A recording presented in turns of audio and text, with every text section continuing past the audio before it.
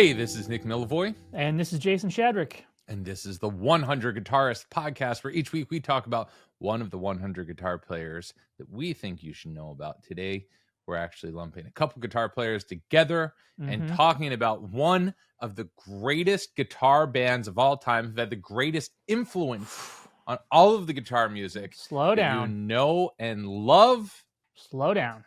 Can you guess it? We're talking about the Ventures. Iron Maiden. Oh, the Ventures. Yes, the Ventures.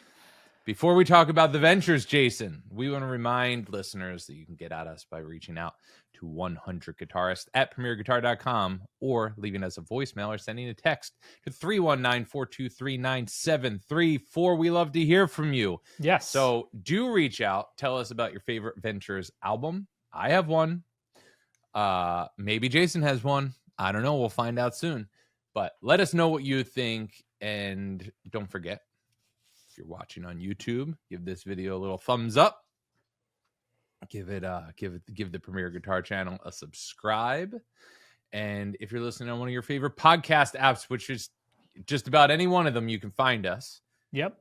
Make sure you're subscribed to 100 Guitarists and give us a rating and review. All right. Today's episode is brought to you by Traveler Guitar. And because you're listening to the pod, simply because you're listening to this right now, you can get 15% off at travelerguitar.com when you use the code 100Guitarists. That's 100Guitarists at checkout. And since 1992, Traveler Guitar has been the leading innovator in the design and manufacture of full-scale travel guitars. After 3 decades, they are still focused on the same goal, providing high-quality portable solutions for mobile musicians. The best-selling ultralight acoustics and electrics are a full 24 3/4 inch scale and weigh less than 3.5 pounds. Whoa, that's really light. Easy to carry. Traveler guitars use standard acoustic, electric, and bass strings from D'Addario, and they offer acoustic, electric, hybrid, and bass models that feature a variety of onboard electronics, preamps, headphone amps, and tuners. Every single Traveler guitar comes standard with a custom-fitted gig bag, and every single guitar, regardless of price point, is inspected at Traveler's California headquarters, and that's exactly where they're going to ship it to you from. Every Traveler guitar is also backed by their lifetime warranty, and Traveler offers U.S.-based customer service, and Traveler is an American-owned and operated company since 1992. So don't forget, head over to travelerguitar.com and use 100 Guitarists as 100 Guitarists at checkout. You get 15% off. Pretty solid. There we go. Thanks a lot to Traveler Guitars. All right. The Ventures, okay. Nick. This is yet another episode, I think. There's been a few of them where it gave me the opportunity to explore the discography of a band that I had heard of and heard a couple tracks. What a gift. I knew the sound, but boy, did they have such a deeper history than what I expected? Oh, okay. Let's speak about this. Tell me, what was your experience with the Ventures before we dug in here? I mean, just the hits. Mm-hmm. Just the hits. It was, Walk Don't Run, maybe one or two other ones. There's a lot of them. There's a lot of hits. Yeah, hits like they're bona fide hits. What are the other ones? Maybe I'm missing them. Do you want me to? They had 14 charting singles in the U.S. with 6 in the top 40 and 3 in the top 10. But that's great. But that all happened in a different time. Like I think if you played Walk Don't Run, I think that's a familiar enough melody. People might not be able to name the song or the band, but they're like, oh yeah, I've heard that before, right? Sure. What else other? Oh, okay, and the theme to Hawaii Five-0. That's sure. That might be their biggest hit. Pipeline is also. They didn't do the Chantays did the original version of Pipeline, but they did a popular. All these bands played the same songs, right? They did a popular version of Pipeline, popular version of Telstar, popular version of Apache. See, all you're such songs. A surf nerd now. I'm surprised you didn't show up in a flowery shirt with a surfboard behind you. Thought about it. With a jazz Thought master about it, buddy. I got him downstairs. Man. Oh, I should have. My Jazz Master is all the way in the back. That should have been positioned front and center here instead of this That's- Dan Electro baritone. I mean, it's not which is like it's in surfy the in its east own wing way. of the mansion. It's literally a foot away from you. It's further than it looks. Yeah, same here. This is still, I just can't reach it. So okay, so you knew the hits, you knew this stuff. Did you learn any of this stuff when you were learning how to play guitar? See, for me, that's how a lot of this stuff got into my ears and into my fingers. Was some of the first songs I learned that I remember in my little spiral bound notation book were like Pipeline and Wipeout. Again, not necessarily that I knew anything about the Ventures playing those songs or anything.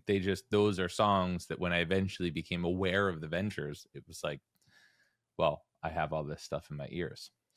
So you missed that entirely.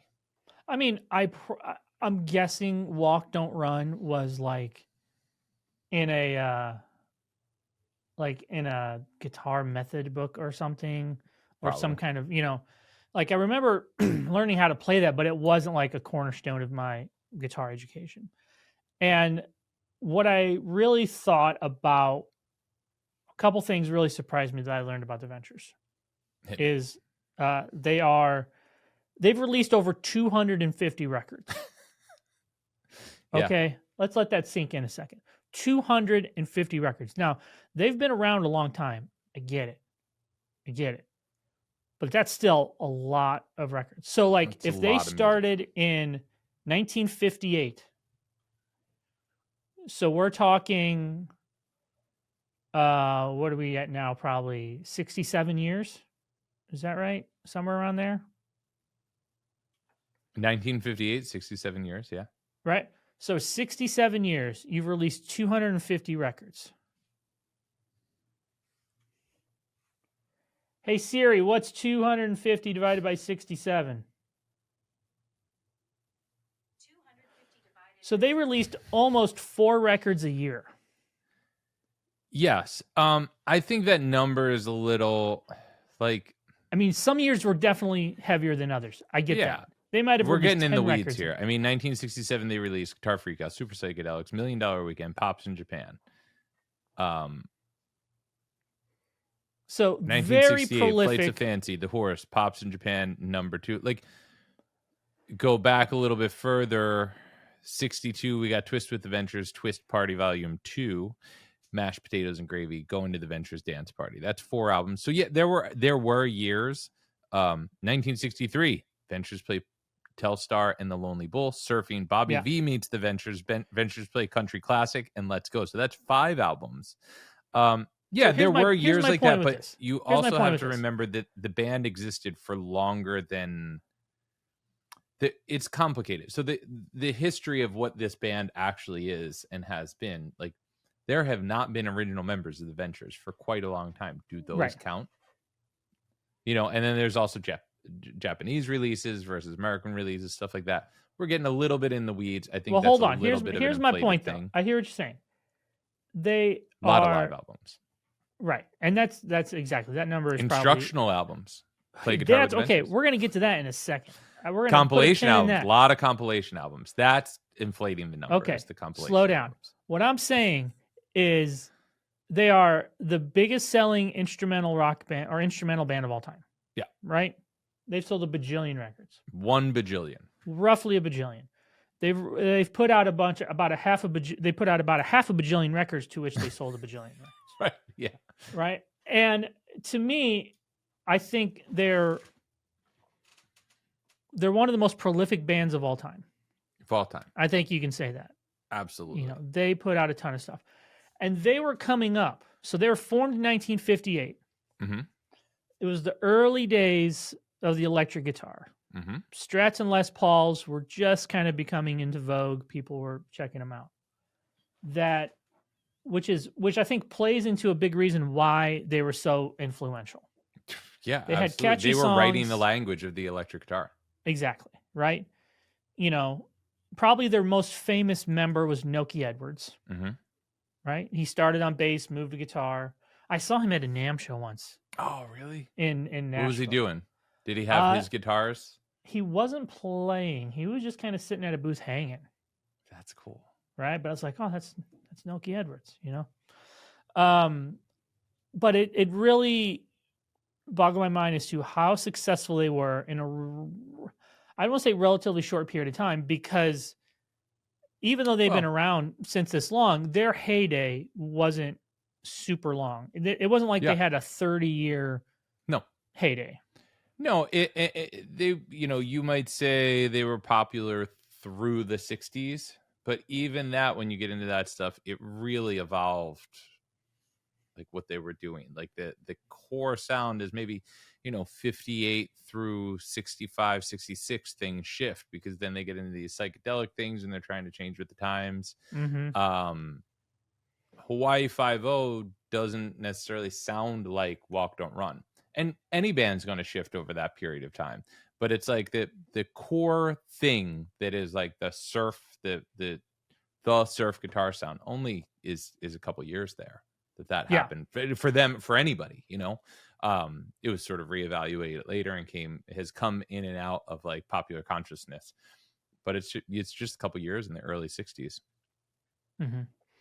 And I was going to say that, like, I think that Hawaii Five-O thing kind of gave them a bit of a boost. And it seemed like they were, I don't want to say they stumbled on it, but they're the pioneers of this new type of music with these new type of instruments. And then it seemed like after that kind of heyday, like you said, they were kind of just chasing trends after that. Yeah, well, and they were also living on the cutting edge of like sound at that time. They were using flange on the records. They were, fuzz. you know, they were using fuzz, and it's like they're creating. This is okay. I love the Ventures aesthetic. I love surf music. I'm really into it. I did a few years ago. I made a record called Twilight Time with my band Desertion Trio, and we did a version of Lullaby of the Leaves that is based on the Ventures version of Lullaby of the Leaves. I love this stuff. I do have flowery shirts, you know, like I'm into this. I've gone to a surf guitar festival. I know it's not for everybody. Oh boy. I know. To be honest, the surf guitar festival is a little rough, because for me, I want to hear those sounds like doing cool stuff. People are just playing like it's 1962. To be honest, it's kind of a bummer. Frozen in time. It's like a time capsule. There's no the surf guitar scene does not move forward. So that part is kind of a drag. And that sort of got me out of it. Let's just say my version of Lullaby of the Leaves, based on the Ventures version, though it is, does not really sound like it existed in 1962. However, okay, so I love this stuff, but I think, like, even if you maybe aren't into surf guitar, the thing that is important about the Ventures, and that I think is, like, you know, I've taught Ventures arrangements of things to, you know, 1 bajillion students over the years, and the reason for that is, okay, like we talked about on the Chet Atkins episode, like Chet existed at this very specific time where he sort of created the language of electric guitar music, right? And of solo, like what you could do as a solo instrumentalist, all that stuff.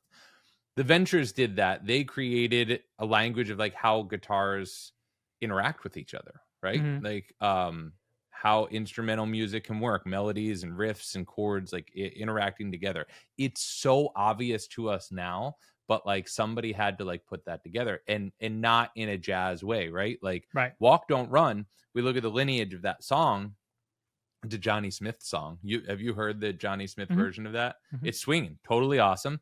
Johnny Smith song, Chet Atkins covers it, then the Ventures cover it. The Ventures version sounds totally different than those other versions. I mean, you know, recognizable as the song, but they sort of created what instrumental rock could be, and what you could do with these sounds. And that at early 60s, that's a huge deal. Making that sort of like making that vocabulary go together. It's not just that, it's the sonic stuff, the sonic element, using reverb, using electric guitars to the highest function, right? Is not, hey, I have this electric guitar, I'm playing the same stuff I would play on an arch top. I would play a solid body guitar. I'm playing what I'd play on an arch top. I'm playing what I'd play on an acoustic guitar. No, they're playing it different. They're using the vibrato. They're using all this stuff. That's the choice of a huge. jazz master wasn't by accident. No, they were, and then later they were endorsed by Mosrite. That's a whole other thing. Which, just like sidebar for a second, Mosrite, man, you ever bond with a Mosrite? Like ever like spend some time? That's like that's a branch of the electric guitar tree that I feel like is often overlooked. Those are you talking like Mosrites? Vintage Mosrites? I'm talking yeah. Okay. But there's reproductions that I've played that are still just as cool, and like that's a guitar that I could really get with. Anyway, point is, they were sort of pioneering stuff, whether it's guitar vocabulary, the types of songs you could play on guitar, the types of songs you can interpret, creating instrumental rock music. All this stuff is so obvious to us now. And might seem inevitable, but to me that's a huge thing. And with cool technique, like Noki Edwards is a great guitar player. Yeah, he is. And he continued to be a great guitar player. So for me, the ventures so then it's like you see all of our favorite guitar players that came up, then the next generation of guitar players came up through the late 60s and stuff. They all learned how to play on the ventures. And I think that's sort of why this music can feel really inevitable, and it can feel a little hokey because they're playing like these early rock and roll songs and pre classic rock songs, right? Like not just rock and roll, but like jazz tunes and pop hits of the day that that stuff can be. They're not afraid to throw in a sixth chord. They're not afraid to play an augmented chord. Yeah, it's a different flavor, but like all the guys we like, all the players, everybody who came up that next generation had this stuff. They might have learned on the ventures, the instructional records. So to me, it's like you learn this, you're setting yourself up to learn the story of the electric guitar and the language of the electric guitar. Yeah. Speaking of what's your favorite Ventures record, I don't necessarily have one as far as like, I like these tunes on this record. Like I feel there was another artist we were talking about recently who was like a very good like compilation artist. You know what I'm talking about? Like Dick Dale. Probably Dick Dale. Yeah, right. You mentioned that about Dick Dale. Yeah. Dick Dale, where it's like you're almost better off just finding a really good compilation. It's gonna have all the hits on it. Yeah. It's the gonna best give Ventures. Okay, so I do have a favorite Ventures album, which is Ventures in Space from 1964. Totally cool. They have cool concept records. The Christmas record's cool too. Oh, Christmas record's totally cool. Vocoder. Talkbox. Or Talkbox, that's what it is. Yeah. But I think the first Ventures album that I really would have said was my favorite was just there's a box set of EPs that's a bunch of early stuff, and it's just a compilation of these EPs that is totally cool. I think that at times the compilations are a good place to go. Or really, I mean, for me, it's different than a compilation, but same idea. If somebody says I want to hear the Ventures, I say go to a live album. Yeah, exactly. That's where the sound is. Just raw strings through Fender amps with lots of reverb. Yes. Yeah. Let's talk a second for the instructional albums. So that was really interesting to me. I didn't really know a lot about those before I started working on this. I don't think I could really find one to listen to. I've actually never listened to them. Yeah. But I love the idea that, and you got to think like back in this time when these albums came out, they were so popular,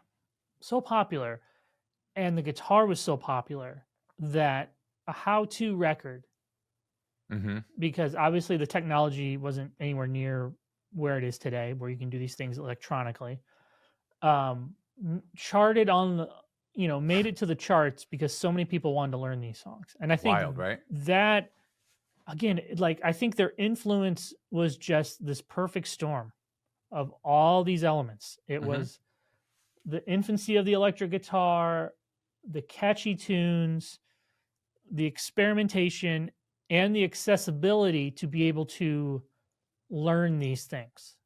Like, would other bands have been more popular if they had put out an instructional record? Like I was thinking about this, like what, you think of bands, mid to late 60s or whatever, even maybe even like a Zeppelin. What if Zeppelin put out a version of Jimmy Page guitar Zeppelin method. 1 that just didn't have guitar on it that you could just play along with? Pretty cool. That would be amazing, right? But it'd only be amazing for the guitar players. Right. So, which brings me back to how I would love to talk to somebody who was like alive playing guitar during that time to be like, give me an idea like how popular these were.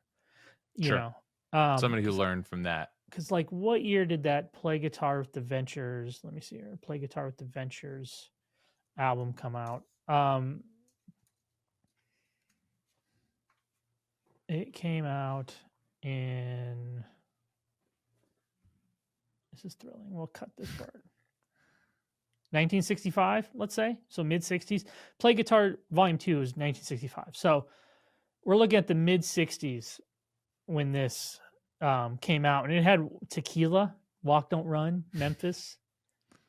I mean, you're going to get a wedding gig in 1965 if you can play all that stuff, right? Man, you're working. Here's the thing. Those tunes, you're working. That's the other thing.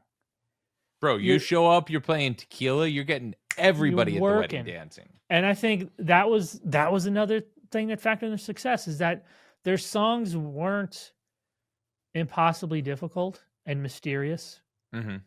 And like you said, if you can learn those songs, if you grab a couple of buddies and learn some of those songs, you're making money. You're playing you've gigs. got a band. That's why there's so many of these bands, right? Like, but I think they influence bands far more reaching than just like the surf rock stuff. Oh, yeah. But I just mean like this formula, like instantly click. There's a million of these bands, and it just works. Yes, just great. I think I read somewhere where it's like they called them the band that launched 1,000 bands. Yeah. The whole garage rock thing in the 60s, like that's absolutely related. So they continue on. Members come in and out.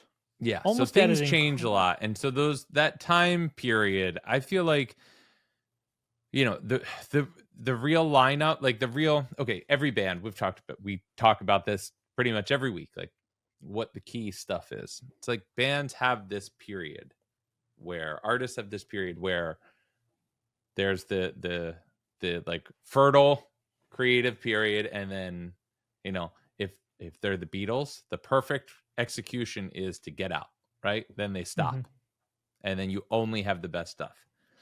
But most bands don't do that. Most artists continue going. And at some point there's just a shift, something in the band's dynamic, something in their creative method, something changes. Yeah. And now there's a different thing. With the Ventures, you see that shift by even by the mid to late 60s, things are changing. Eventually, Noki Edwards leaves the band. He leaves in 1968. A couple times. Yeah, he leaves in 68. Then he comes back, I think in 73, stays around till 84. Like he's coming and going, and he's trying to do his own thing. But the Ventures, obviously, they remain popular. And they were also, we didn't mention, they're huge in Japan. Like they're huge here, and they're getting these hits. They're huge in Japan for a much longer time. Yeah. So it's like this is going on, but really, as far as like, and there's cool stuff in and out through all this, but you follow Noki up to 68. That's like the Ventures, as far as I'm concerned. Capital T, capital V, the Ventures, right? A million albums come after that. Some of them are cool. You get into the 70s, there's weird stuff in there. I sent you Rock and Roll Forever. That has like the most compressed guitar tone I think that has ever been recorded. And not in a great way. So squashed. It's like totally not in a great way. Not in a great way. Like in a way too extreme way. It feels like it was recorded in a day. They worked out the arrangements one day, recorded the next day. didn't touch pedal settings, just compressed the hell out of everything, and that's it. But you get all sorts of stuff. You get Jim Croce Songbook, Ventures Play the Carpenters, like TV themes, the Latin album, creatively named Latin album. Not the first ones to do that, that's for sure. Like it's not That's where it's I think not the same like, thing, but there's stuff it's worth checking out. Like for me, I like putting on those records sometimes. They're fun, they're quirky, but it's not, I wouldn't direct anyone to them. I don't know that I'd even say it's good. And then they keep of the Ventures keeps making records. Like they stopped in the early 80s, and then it's like by the 90s they're making some records again. They released an album 2 years ago called New Space. Now, there hasn't been an original member of the Ventures in the band. They're like a baseball team at this point. And this is how I think... Or Foghat, or one of those bands. Yeah. But all these bands that exist without original members, at this point, I think of them as baseball teams. It's like we get hung up on like... I think it's easy to get hung up on like, there's no original members. Why are these guys still doing it? Well, they're still doing it because people are still paying money to hear this music. They are essentially just a tribute band at this point, but like no more than any sports team is a tribute to the, they're just, it's still going. Like the concept still moves on. So like at this point, the oldest member of the Ventures joined in the 80s. Yeah. The most tenured member of the Ventures is from the 80s. Yeah. So like, go figure. Honestly, if I'm my personal taste, I've never even gone to see that Ventures. I really have no interest, because to me it's part of that bummer modern surf community thing that it's like they're not doing anything different. They're using modern gear or Strats and stuff, but they're doing the thing with like a modern setup to play those old songs. That doesn't, it's if they were a band going out using like totally period correct showman and stuff like that, like that would be cool. Or doing an actual modern sound version of this. I've tried. I'll tell you that there's no audience for that I could find. Well, here's a place doesn't mean it's not out there. Here's a place where I don't think the Ventures were more enduring, is how great some of these album covers were. Oh, dude, like even past the heyday, and then you start looking and be like, wow, these every album looks like a different band, right?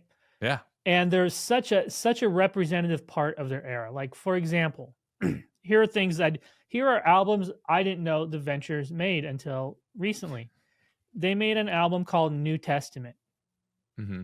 Are you familiar with this record? Their hits of Oye Como Va and Whole Lot of Love. She's a Lady, Wild World. I mean, okay, cool. Then they do the theme from Shaft that has Gimme Some Lovin'.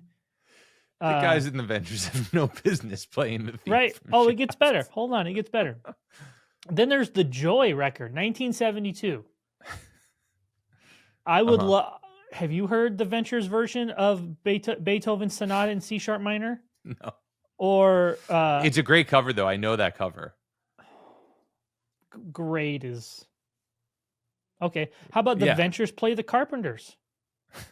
Okay, no, that's not for you. Okay, how about the Ventures play the Jim Croce Songbook? Nope, still nothing. Okay, how about the Televentures where they do a bunch of television themes? Which I think actually that's probably a cool idea. I'll give them credit on that. Yeah. I mean, I don't really want to listen to it, but only hits where they play, only Superstition or Live and Let Die. I mean, like The Night the Lights Went Out in Georgia, You Are the Sunshine of My Life. Like, it's incredible that people were in the room saying this. This to me is kind of like, and I hate to say it, kind of the worst version of trend chasing. Well, again, I don't know. I wish we could do like a part 2 and get somebody on here who's old enough to have experienced this. Because like, how was this stuff received in the 70s? It's like looking back on it, it feels that way, and I'm with you. It's totally trend chasing, but like, in in our lifetime, there have been instrumental versions of things. There, smooth jazz, the oft derided genre of smooth jazz, was basically just like a similar kind of idea. There are a lot of instrumental versions of other pop hits and smooth jazz as background music, stuff like that. But none this have plays been... into something. Easy listening records, bachelor pad style music from the 60s, and like that none stuff of them is related to it's the same thing. It's just aesthetically moves forward a little bit and it gets weird. But none of them tackled they literally went from a Beethoven Bach record to the Carpenters to Jim Croce to television themes. No, they already did Beethoven. What do we do next? We got to do something different. We did Beethoven. Let's do Jim Croce. Right? I mean, Jim Croce and the Carpenters play well together. It's almost like they're... I don't know about Shaft and Beethoven though. But again, remember, we see this stuff now as this flattened history thing. Dude, this stuff is just coming out. They're just cranking stuff out. It's showing up in record stores. People aren't thinking about, then this came, the historical nature of it. They're just, this one's, I want some guitar version of Beethoven. I want to learn that stuff. Or my kid wants to learn, I want my kid to know these Beethoven tunes. Whatever. It's like that. You know what I mean? It's like, it's not, it's just like, here's a pile of music, right? There's the records. Yeah. So to me, like I sent you, I don't know, I sent it right before we jumped on here, a 1984 version of House of the Rising Sun. Noki Edwards is playing a telly. He's wearing his cowboy hat. Did you get a chance? You probably didn't have time. The solo sounds amazing. It's like, as cheesy as that might be, okay, by 84, he's still playing House of the Rising Sun. Like, come on, man, it's been 20 years. They do a great version of it back in the 60s. Is it still cool? Yeah, it's still totally cool. And it sounds like the 80s. It sounds like an instrumental guitar thing from the 80s. And Noki sounds amazing. So I feel like there's still heart in a lot of this music. They're chasing some things that are a little bit hokey at times. Like, absolutely. They're using, what if Rock and Roll Forever, the compressed album, right? We don't think the way that sounds. Juicer. Nobody likes the way this sounds. No. However, what if compressed guitar tones like that to that level took off? Then we'd be like, man, the first cats to really do that. Ventures. I mean, the first cats to make a surf guitar version of Honky Tonk Women. It's awesome though, man. And we're talking. It's fun. Look at how fun it is to talk about this stuff. It's fun, yeah. But notice I haven't hit play on a single track. Well, I mean, notice I haven't said, you got to hear this. To me, their mid 70s discography is like weak. It gets weak. Yeah, the most difficult Jeopardy category of all time. Yeah, because you'd ask, okay, what band recorded a blah blah blah, and like, what? Somebody did that? Like, come on, let's go. Come on, So but they were looking for a new thing. Surf was played out. People didn't want to hear the surf stuff, and they have this band. They have an audience. They got to keep producing, right? I don't think they were like they were always a surf band, but they were just misguided on material. Sure. Like, had they taken the AC/DC route and just made just cranked out. I mean, that's in retrospect. That's what 30 I wish years. They did. Yeah.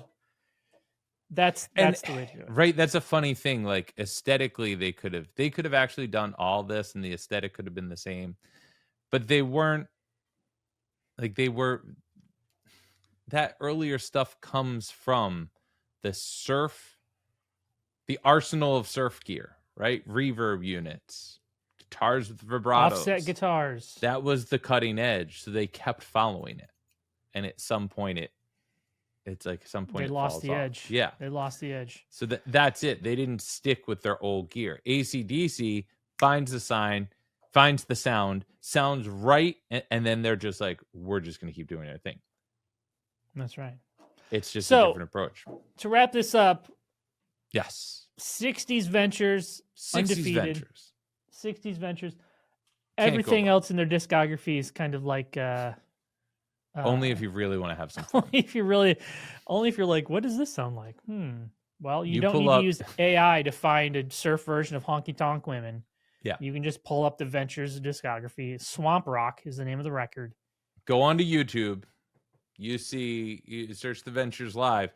You see the Ventures in formation, ready to dance. We didn't talk about their choreography either. That's a whole other thing. I mean, that's great The too. moves, right? Like that's like. Have you cool ever thing. been in a band that has choreography? No, that's okay. I But I have. like seeing the Ventures wearing their suits and doing choreography. But you see that black and white 50s TV look, you know you're in for it. Mm. You see color video, Noki's got a mustache. Get it. At least one of the members is like sitting down or something. You know you're probably going to have some fun. Probably going to have it. All right. Well, go check out some Ventures. Check Get out some your surf Ventures. Check rocking. out I the think- early stuff. Check out, the first couple albums. Can't go wrong. All the 60s stuff, but Surfing from 1963, that's a really great one. Ventures in Space, that's my favorite. Yeah. Oh, Ventures play Telstar and the Lonely Bull. Great. Dig it. All right. Thanks Let us know what you again to Traveler Guitar for sponsoring today's episode. You can head over to travelerguitar.com, use the code 100Guitarists, and get 15% off your next travel instrument. I'm going to be doing some traveling this summer. You I'm sure always are. struggling. How do I bring a guitar on? Do I check it? Do I not? 3.5 pounds. Can't go wrong. 3.5 pounds. People might think it's a tennis racket. Tell them it is. Yeah, exactly. I'm Andre Agassi. All right. And please hit us up. Let us know what you think. What's your favorite Ventures album? Did we miss some throwback 50s sounding record in the 70s? I don't know. Maybe we did. Tell us. 100 Guitarists at premierguitar.com. Voicemail or text to 319-423-9734. And wherever you're checking us out, be sure to subscribe, rate, and review. Tell the world what you think about the 100 Guitarists podcast. There we go. All right. We'll see you next week. See you next week.